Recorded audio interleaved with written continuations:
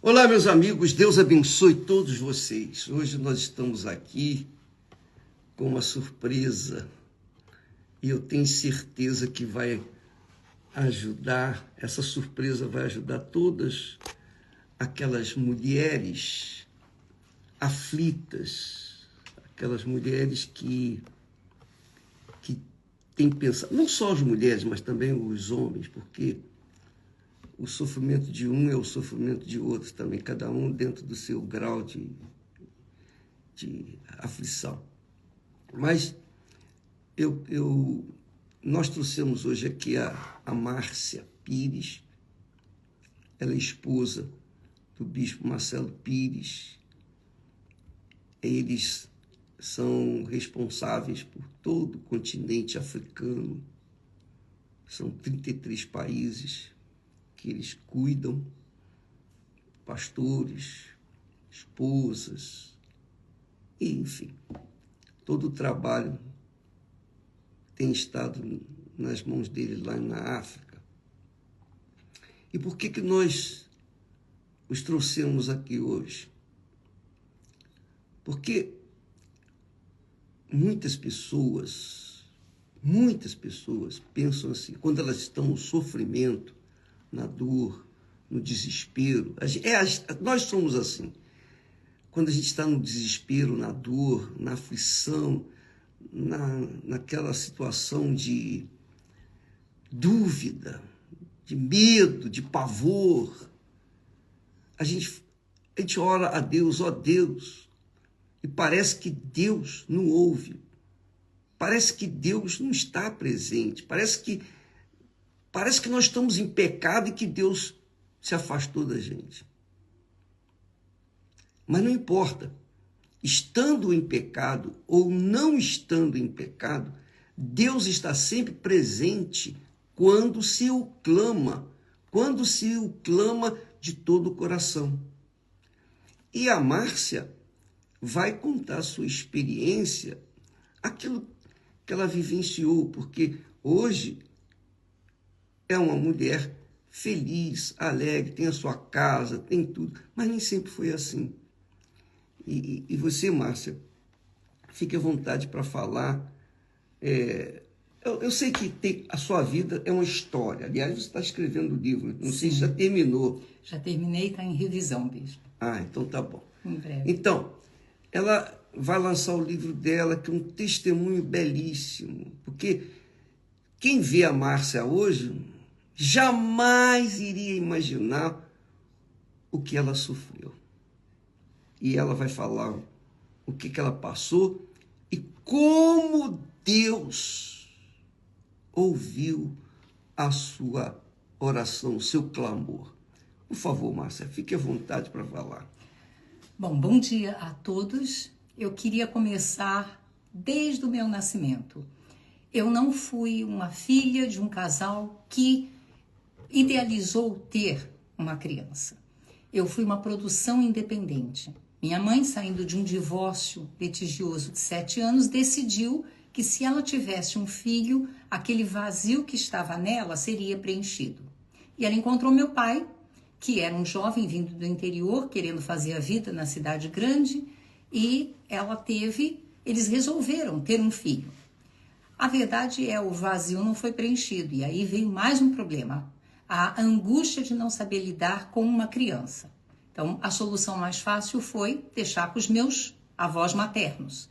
Eu fui criada pelos meus avós. E a minha mãe morava junto, na mesma casa, mas ela tinha a vida dela, ela trabalhava. Quando eu fui para a escola, eu comecei a observar que as outras crianças tinham pai e mãe. E aquele questionamento já veio na minha mente.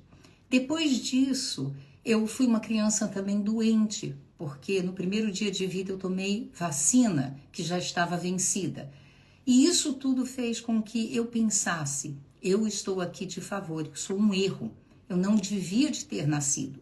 E eu olhava para minha mãe, sem saber lidar e educar, minha avó tomou o lugar da minha mãe. A única coisa, meus avós cuidaram de mim com muito carinho, nunca me faltou nada. Porém, sempre havia um comentário. você vai crescer, você vai ser o nosso orgulho, você não vai fazer o que a sua mãe fez. Então, eu carregava em mim essa responsabilidade e interiorizava. A criança vê de uma forma diferente. Eu interiorizava no sentido de estou aqui de favor e não posso dar problema. Todos os meus conflitos interiores de criança, perguntas simples que uma criança faz, eu não fazia. E assim eu cresci pensando que era um favor eu estar ali, que eu não deveria de ter nascido. Como eu lidava com isso? Eu tentava ser aquela neta exemplar. Exemplar na escola, exemplar em casa, mas dentro já tinha aquela aflição, aquela dor. Posso dizer hoje um pouquinho da depressão, que a gente entende hoje como depressão. Naquela época nós não sabíamos disso, né? E assim eu cresci na casa dos meus avós. Quando eu tinha mais ou menos 9 anos, minha mãe comprou o apartamento dela, saiu e eu fiquei ali.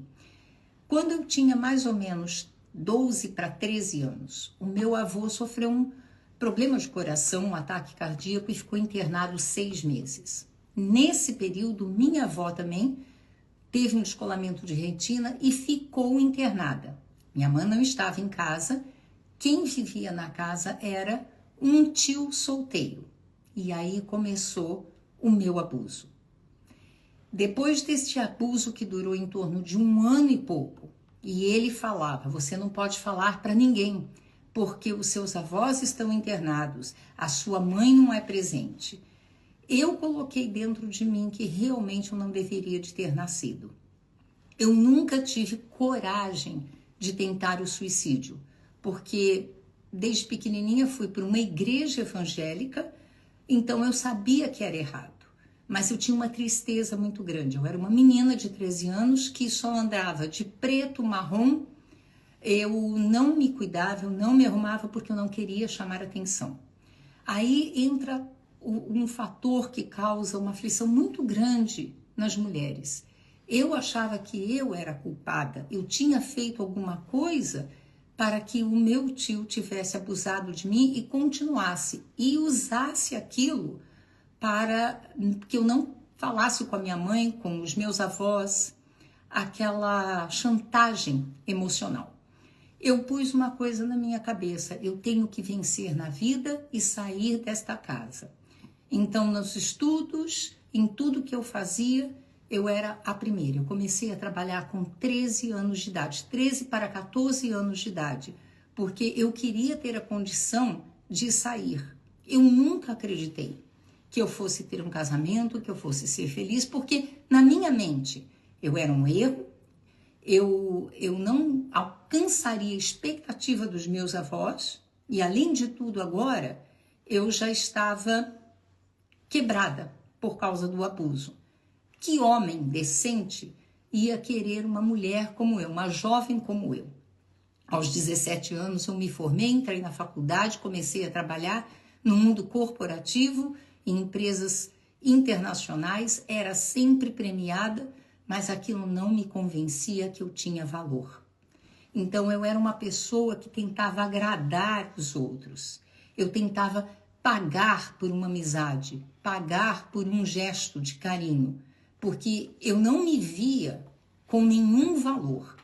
Eu punha um sorriso, eu trabalhava, mas por dentro eu era quebrada, eu não conseguia me olhar muito no espelho. Eu não conseguia me arrumar. E a vulnerabilidade me levou a um relacionamento que se tornou um relacionamento abusivo e de violência doméstica. Eu, com os 17 anos, ingressei na faculdade, comecei a trabalhar numa multinacional e ali eu conheci um jovem que era jogador de futebol profissional, mas que não tinha conseguido se posicionar naquela estação do ano num clube de primeira divisão, e ele estava trabalhando ali porque ele tinha familiares que trabalhavam nessa empresa muito grande. A princípio, encontrei uma pessoa que me valorize, encontrei uma pessoa que realmente vai me dar algum carinho. Mas eu não me via com valor, então qualquer coisa que ele falava se tornava uma lei. É difícil entender como uma mente que era tão produtiva, tão dinâmica no local de trabalho. Na faculdade, se submetia a uma mente doentia como a dele. Começou com o ciúme excessivo, cuidado excessivo, até que isso foi escapando. Eu já estava no último ano de faculdade, ele me seguia pelas ruas, ele checava todas as minhas correspondências, ele abria a minha bolsa, depois ele tomou conta da minha vida financeira. Junto nós abrimos 2 lojas, mas ele cuidava. Começaram as traições, as brigas, houve um confronto de família. Nesse confronto de família, a minha mãe me atacou, eu fui à delegacia, abri um caso contra ela, tirei as minhas coisas de casa, aluguei um apartamento e fui morar nesse apartamento. Então, eu já estava totalmente dependente emocionalmente dele. Ele conseguiu cortar os laços de amizade e de família. Naquela época eu frequentava uma igreja evangélica, ele conseguiu me tirar dessa igreja, e tudo porque eu não via o meu valor. Eu achava que eu merecia aquele sofrimento. Eu achava que aquilo que eu estava passando era por causa da forma com que eu vinha a esse mundo. Dá licença, Márcia, uma pergunta que vale aqui, que eu gostaria de fazer para ajudar as pessoas. Será que as pessoas, por se acharem desvalorizadas, como foi o seu caso, esse não é o maior problema que as mulheres sofrem hoje em dia? Seria esse um problema assim generalizado? Eu tenho certeza que sim, bispo. Por exemplo, depressão, eu não sei se depressão, a perda de pessoas, perda na vida, a pessoa se acha, enfim, ela se acha nessa situação de fraqueza, debilidade, e por conta disso é que ela sofre ainda mais. Não seria esse o problema maior das mulheres? Muito grande e intensificado hoje. Isso aconteceu há muitos anos atrás. Hoje, as pessoas são dependentes das mídias e ela quer chegar àquele padrão que é colocado na mídia, que é esperado na sociedade. E ninguém consegue chegar. Então, ela se vê cada vez mais desvalorizada, tentando buscar valores em coisas físicas, numa carreira, talvez num relacionamento, em bens materiais, mas ela não consegue. E essa era a minha condição, bispo. Deixa eu ver, eu tinha um salário em dólar. Eu era a primeira funcionária de uma multinacional, mas ainda assim eu me sentia um lixo. Eu punha um sorriso para ir trabalhar, era cordial, aprendia tudo muito rápido, mas quando eu estava sozinha, eu me sentia um lixo. E quando nós não temos o nosso valor, quando nós não enxergamos o plano de Deus, porque eu vinha de uma igreja evangélica, mas eu não conseguia relacionar o plano de Deus para mim. Estando numa igreja evangélica, eu achava que ainda eu era um erro. Quer dizer, você era uma religiosa. Religiosa. Porque estar numa igreja evangélica ou qualquer outra igreja ou religião não significa que vai resolver o seu problema, porque esse é o caso de muitas pessoas, muitas mulheres que, apesar de estarem na Igreja Universal, vivem uma vida mesquinha e miserável porque ainda não tiveram o seu encontro com Deus, não tiveram um relacionamento, não conhecem quem ele está. Você crê em alguém que você não conhece. Você crê em alguém que você ouve falar. O pastor fala, o bispo fala, mas você não conhece. E pelo fato de você não conhecer esse Deus vivo, então a pessoa sofre. Porque quando o conhece, a coisa muda de figura. E essa é a razão do porquê a necessidade das pessoas terem um encontro com Deus, receberem o Espírito Santo. Essa é a realidade. Aceitar Jesus todo mundo aceita. Aceitar é fácil. O problema é entregar a vida. E ele só dá o espírito dele quando há uma negociação, digamos assim, um casamento. Você me dá a sua vida que eu te dou o meu espírito. Mais ou menos assim. Então, enquanto isso não acontecer com você, minha amiga e meu amigo, você vai ser fraco, você vai se achar um lixo. E você vai buscar a misericórdia, comiseração das pessoas. E não vai achar, porque quem é que pode te ajudar se você é uma pessoa que está só neste mundo? E quando se está só, quando não se tem o Espírito de Deus, a pessoa está só, e não se pode contar com ninguém pode ajudar, ninguém, só Deus.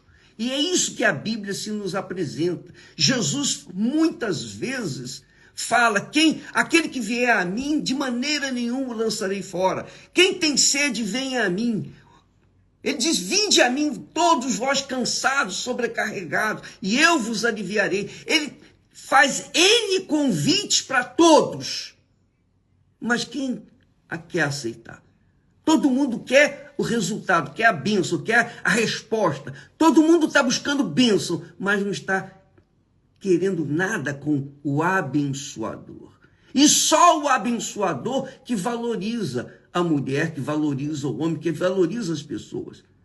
É isso que as pessoas têm que entender. Você, desculpa falar dessa forma, Márcia, mas a verdade é essa. Você tinha tudo, você tinha o mundo aos seus pés, inteligente, trabalhando para uma multinacional, viajava e etc, etc, etc. Era uma mulher de sucesso quando você estava trabalhando.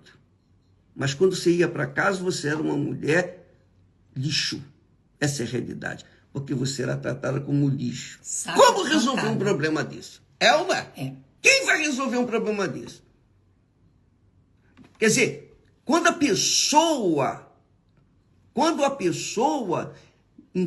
pessoa não tiver o Deus vivo dentro dela, porque só Ele é Pai, e Ele quer se fazer presente na vida dos seus filhos. E para você ser filho de Deus, você tem que se entregar. Só Jesus pode fazer isso. Só Ele pode fazer você mudar o seu pensamento, mudar a sua cabeça, mudar as suas ideias, mudar o seu coração, para que você viva na dependência exclusivamente dele. E isso foi o que aconteceu com você. Então, continua aí. Você e nessa entrega, uma das principais vozes que você tem que calar dentro de você é: Deus é para você. Porque eu ouvi a palavra, eu ouvi os convites que o senhor falou, mas na minha mente, não, Deus não me quer. Isso é para quem tem uma vida diferente. E aquele relacionamento que eu falei, eu mudei para o meu apartamento, mas aquele relacionamento foi para um outro nível. Aí passou a ser uma agressão física. E ele tentou me matar 2 vezes, me jogando do 17º andar. Então eu era essa mulher que ia trabalhar, muitas vezes cheia de maquiagem, porque o meu rosto estava ferido de pancadas, e dentro de casa eu era o saco de pancadas. E eu pensava, eu mereço isso. Eu nunca terei nada melhor. A pessoa que vive na aflição, que não se valoriza, faz as piores escolhas, porque ela não crê que ela pode reconstituir a sua vida e ter uma vida melhor. Eu ouvi a palavra de Deus, mas havia aquela voz, não é para mim. Márcia, não é, veja só, o problema seu não era se valorizar. Por mais que você se valorizasse, se você não entregasse o que você era, o lixo, que você mesmo não reconhecia ser, você não reconhecia ser uma pessoa valorizada, e ainda que fosse valorizada, se você não tivesse conhecimento, não tivesse encontro, não tivesse um contato com Deus, porque Essa é a realidade. As pessoas sofrem, as pessoas gemem, porque elas são cabeçudas, elas são teimosas, elas não acreditam naquilo que está escrito, elas acreditam teoricamente. Elas acreditam aquilo que está escrito, eu acredito, mas não creem, essa é que é a verdade. Elas não acreditam de forma como Deus quer que acredite. Quem crer, que quer dizer, quem se entrega, quem se rende, quem submete os seus pensamentos aos meus pensamentos, porque Deus é palavra. Deus é palavra, minha amiga e meu amigo. Você está sofrendo aí porque você não ouviu ainda a palavra de Deus e não colocou essa palavra em prática. Você não abraçou, você não casou com essa palavra. Quando você se envolveu com esse rapaz, esse jogador, você se envolveu por uma palavra. Ele deu uma palavra para você, ele prometeu a você alguma coisa e você abraçou essa palavra e se entregou para ele. Deus é espírito, Deus é palavra.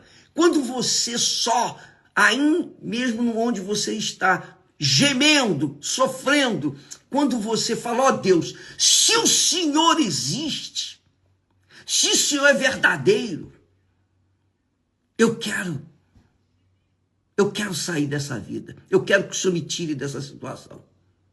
E ele vai se manifestar na sua vida, porque ele vê, Deus sofre horrores. Eu sofro quando vejo pessoas sofrendo.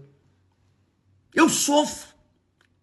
Imagine Deus, eu sendo um homem cheio de falhas, cheio de erros, sofro pelos que sofrem. Imagine Deus que é Pai. Então, ele sofre porque ele quer ajudar, mas as pessoas não creem na sua existência. Essa é a realidade. Você era uma pessoa religiosa. Eu também fui essa pessoa religiosa, em princípio. 2 anos eu fiquei assim. Então, eu sei o que eu estou falando com vocês. Eu tenho consciência disso. Até que um dia eu tive um encontro com ele, e você teve o seu encontro com ele. E esse encontro depende de cada um. Esse encontro, você com Deus, depende de cada um. Você, mulher, que é, digamos, a parte da sociedade mais sofrida, porque as mulheres sofrem mais do que os homens, essa é a realidade, eu creio assim. Você tem condições de mudar a sua história sozinha, sem precisar de ninguém. Ninguém, de você mesmo, sobretudo de Deus. Porque quando uma pessoa, e aí é que vem o valor das tribulações, das lutas, dos sofrimentos, porque quando a gente chega no fundo do poço, que não tem ninguém com quem a gente possa contar, só tem um jeito: olhar para o alto. Olhar para o alto. Você não pode olhar para si, para baixo, dos lados, não tem ninguém. Olhar para o alto. Enquanto a pessoa mantiver um resquício de esperança em alguém, em um amor não correspondido, por exemplo, ou alguma conquista, não vai conseguir. Mas quando ela diz, ó meu Deus, está aqui a minha vida. Se o Senhor existe, o Senhor vai me tirar daqui. Isso se chama fé com inteligência. Fé racional. Deus é espírito, mas ele se manifesta na vida daqueles que são sinceros, que são verdadeiramente sinceros. Não precisa ser merecedor, você não merecia nada, e ninguém merece nada de Deus. Quem merece? Mas quando você lança a sua vida com força e diz, se o Senhor existe, vai com raiva, vai com força, vai com intrepidez, vai por tudo ou nada, ou vida ou morte, você vai ver o que Deus vai fazer. E foi isso que aconteceu. Foi no fundo do poço, à beira de ser presa, protestada, perdemos as empresas, a violência era muito grande. Alguém me convidou para a Igreja Universal. Eu não conhecia a Igreja Universal. Mas a minha resposta foi, mas eu já sou cristã. E ainda assim eu fui. Eu fui, comecei a participar e comecei a fazer as minhas entregas. A primeira entrega foi entender que eu não era cristã, eu era religiosa. Eu atendia às reuniões e conferia na Bíblia o que era falado. Mas tinha tanta coisa dentro de mim que eu tinha que entregar. O orgulho, os medos, as inseguranças, esse pensamento de que Deus não me queria. E foi gradativo, não foi um processo rápido, no sentido das minhas entregas, do meu conflito interior, até que eu me coloquei no altar, porque eu não aguentava mais, eu não tinha saída. Nem tanto os problemas que estavam à minha volta, mas o que estava dentro de mim, aquela dor dentro de mim. E eu me entreguei a Deus. E foi ali que eu recebi o meu encontro com Deus. A minha mente mudou. Aí eu comecei a me enxergar pelos olhos de Deus. Eu comecei a ver que Deus havia me escolhido. Ao contrário do que eu tinha pensado por 25 anos, Deus tinha me escolhido. E a minha vida foi mudando. Ele foi me dando vitórias, mas acima de tudo, ele foi me guiando. Uma coisa que eu não tinha antes. As minhas escolhas sempre foram as mais erradas. E agora eu passei a ter as escolhas certas, porque ele passou a me dirigir. Eu vi não o meu valor, porque, ser sincera, bispo, nós não temos valor. É Deus que nos dá valor. Eu comecei a me enxergar pelos olhos de Deus. Eu acreditei numa nova vida e fui mudando tudo que tinha que ser mudado na minha vida, até que, levantada a obreira, Deus me chamou para fazer a obra. Mais uma vez eu falei, não eu não tenho condição de fazer a obra de Deus no altar. Olha o meu passado. E foi quando Deus, ele me falou, não existe o seu passado, existe a partir do dia que você nasceu de mim. E eu larguei toda a minha vida para fazer a obra de Deus com o meu marido. Então aquilo que eu nunca acreditei, que eu fosse ter um casamento, um marido que me respeitasse, que me amasse, porque eu sempre me considerei um lixo, Deus me deu também. Maravilha. Então, quanto tempo vocês são casados? 33, quase 34 anos. 34 anos. Isso é uma vida longa, né? Isso é uma vida, né? 34 anos de casamento. Eu falo uma vida longa porque normalmente o casamento dura 6 meses, 6 anos, sei lá, uma coisa dessa natureza. Não chega nem a 7 anos, né? Porque às vezes quando chega a 7, então é desfeito. Bem, seja lá como for, amiga e amigo, o testemunho da Márcia com certeza desperta aquelas que estão sofrendo justamente porque se acham um lixo. E essas pessoas que têm pensado dessa forma e não veem uma luz no fim do túnel, essa luz está acesa. Deus está aí com você, tanto quanto Ele está aqui conosco. Ele sempre está presente. Deus é que as pessoas não pensam que diante do seu problema, o seu problema e Deus, elas pensam assim, Deus não é capaz de me tirar desse poço. Deus não é capaz de acabar com essa dor, acabar com esse problema. Então, elas não...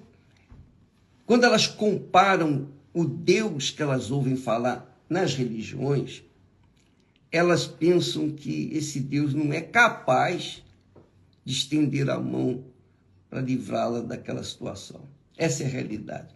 Porque quando a pessoa crê, ela se lança. É ou não é? Não há outra saída. Porque quando ela crê naquilo que ele prometeu... Imagine, Márcia, imagine, por exemplo, quando vocês se casaram, Marcelo, você e Marcelo, então houve um compromisso de palavra no altar, né? O casamento foi feito dentro dessa base. A palavra de um comprometida com a palavra do outro, empenhada para com o outro, vice-versa. E são 33 anos. 33, Quase 34. Quase 34. Então, quando você empenhou a sua palavra para ele e ele para com você, um acreditou no outro, um creu no outro. A crença é essa. Quando a gente crê na pessoa que a gente diz que ama, a gente se entrega. Essa é a realidade. O problema é que nem sempre você se entrega à pessoa certa, porque aquela pessoa que você achava que era certa também não empenhava dela, a palavra dele. Então, isso acontece muito. Mas quando os dois têm a mesma fé, no mesmo Deus, no mesmo Espírito, na mesma palavra de Deus, quando os dois têm um casamento pessoal com Deus, é aliança. Quando se tem uma aliança com Deus, pessoal, então individual, aí você acredita na palavra dessa pessoa, porque ela já sabe o que é o comprometimento com Deus. Então ela vai fazer exatamente o que Deus fez com ela, ela vai abraçar você. E é isso o casamento, essa é a aliança que nós aprendemos com o próprio Deus. Ele, amiga e amigo, quer mudar a sua vida. Não amanhã, nem logo mais, mas agora. Você sabia disso? Ele quer mudar a sua vida agora. Se você crê. E crer, não precisa se esforçar, não. Você não precisa se esforçar para... Crer é simples. Ou você crê, ou você não crê. Não adianta querer crer mais ou menos. É 100%. É tudo ou nada. Você tem que ser radical.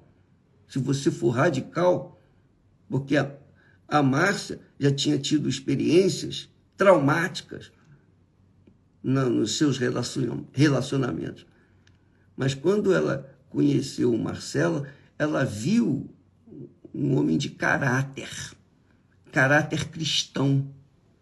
Ela viu aquilo que muitas pessoas não conseguem ver, que é o caráter da pessoa, que é de Deus.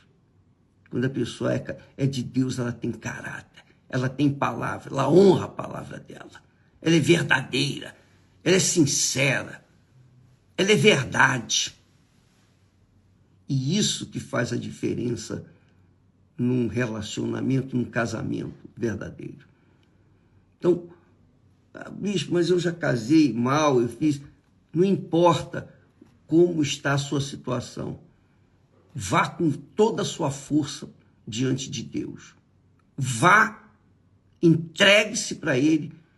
Quando terminar esta live, vá você mesmo no banheiro, fecha a porta, tranca lá, coloca o rosto no chão e diz, ó Deus, agora eu estou aqui. É tudo ou nada. Ou se o Senhor existe mesmo, como o bispo falou, como esse homem falou, então eu quero ver agora. Quando você se levantar daquele chão, você será outra pessoa. Seus pensamentos serão outros. Você vai mudar por dentro. Do lado de fora, aparentemente vai ser a mesma coisa. Mas no seu interior vai acontecer o que Deus quer que aconteça. E aí você vai ter uma nova criatura. Você vai ser uma nova criatura e uma testemunha viva de Deus. Porque é isso que Deus quer da gente. Que nós sejamos testemunhas. Não que apenas falemos dele, demos, por exemplo, mostremos o que ele fez, das bênçãos que ele fez na nossa vida. Não, não é só isso não. Mas eu sou testemunha viva dele. Ele é vivo. O que ele fez comigo, ele quer fazer com você.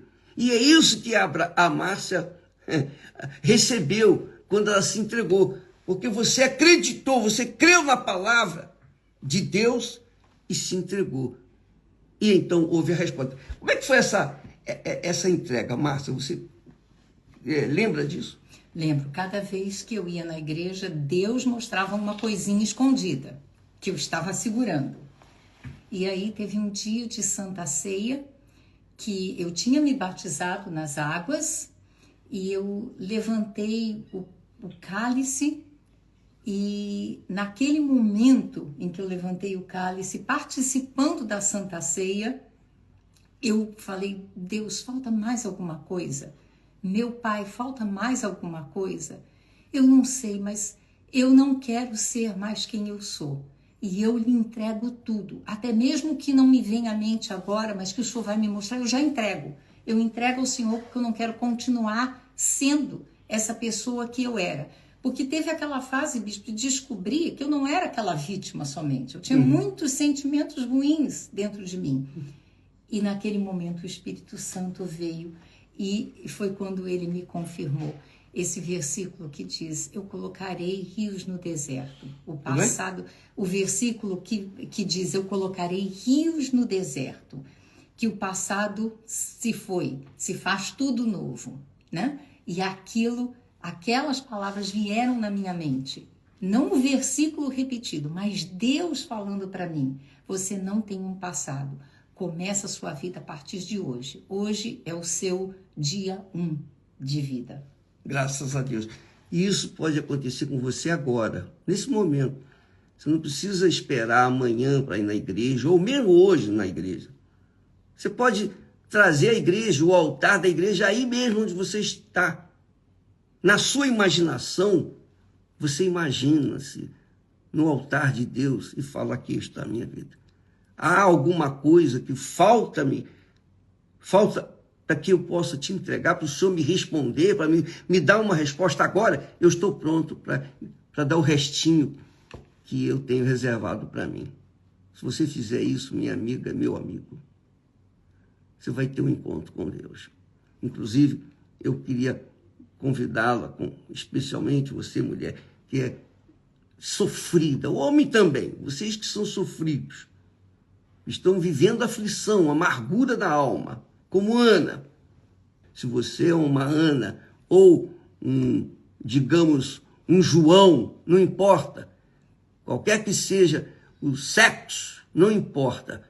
Você tem o direito de entrar na presença de Deus e receber a resposta dele. Você é o nosso convidado. Em todas as igrejas universal do Reino de Deus, esse domingo nós vamos ter aquele clamor pelas almas aflitas. E alma não tem sexo. Alma não tem sexo.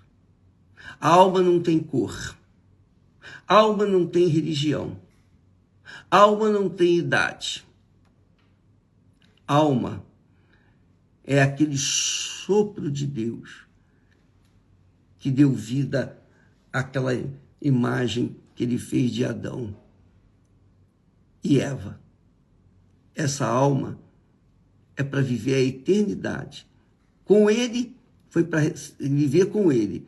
Mas, infelizmente, muitas pessoas desprezam a oferta dele, que Jesus morreu por todas as almas. Então, aqueles que desprezam ficam distante dele e vão sofrer, continuar a sofrer o resto da eternidade. Bem, Deus abençoe todos vocês. Amanhã, então, a oração pelas almas aflitas. Todos são bem-vindos, todos são bem-vindos. Qualquer que seja o templo, ainda que seja um templo pequenininho, pastor, mirradinho, não importa. Vá com sede para encontrar com Deus. Não vá com sede para encontrar com o pastor ou depender do pastor, não. Vá com sede para encontrar com Deus amanhã, em todas as igrejas universal do Reino de Deus. Ficamos por aqui e até amanhã em nome do Senhor Jesus. Amém. Deus abençoe a todos. Graças a Deus.